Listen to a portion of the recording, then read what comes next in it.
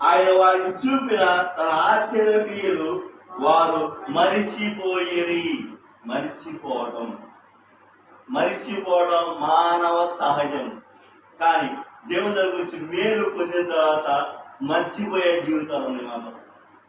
దేవుని దగ్గరికి వెళ్తా ఉన్నాం, దేవుడి దగ్గరకు వచ్చి మేలు పొందుకున్న దేవుడు ఏముందిలే మర్చిపోతే మన పితరులు కూడా అలాగే మర్చిపోయారు.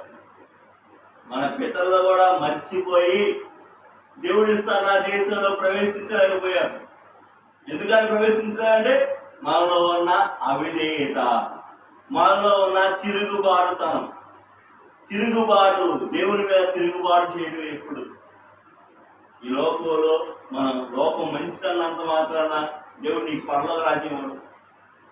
100 మంది బాప్తీసం ఇచ్చినంత మాత్రాన, 100 మంది సంఘం అన్నంత మాత్రాన దేవుడు నిన్ను పరలోక రాజ్యం ఇవ్వడు.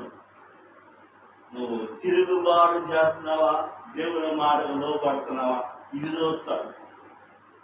చూస్తాడమ్మా ముందు.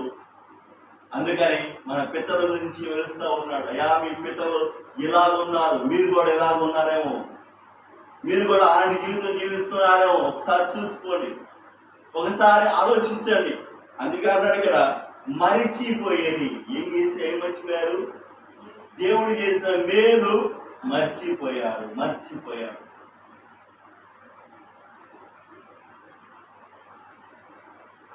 ఇప్పుడే ఒక 10 నిమిషాల ముందు చర్చిలోకి వస్తుండగా ఒక ఫోన్ చేసింది. ఇప్పుడు ఫోన్ చేసింది 3 నెలల క్రితం ఫోన్ చేసింది.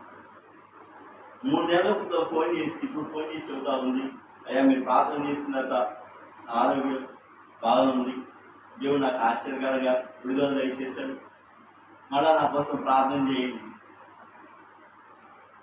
3 నెలల తర్వాత అంటే ఎంత దేవుని క్రియలు ఎంత త్వరగా జ్ఞాపకం చేసుకుంటామంటే 3 నెలల తర్వాత మీరు చేసినందుకు ఫోన్ చేసి నా కోసం ప్రార్థన చేయండి అంటే ఎంత దైనిస్తులో చూడండి.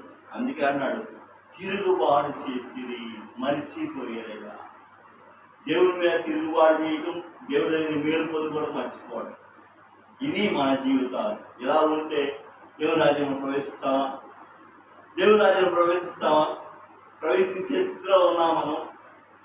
వాక్యం కొన్ని మాట చూద్దాం ఇంకా.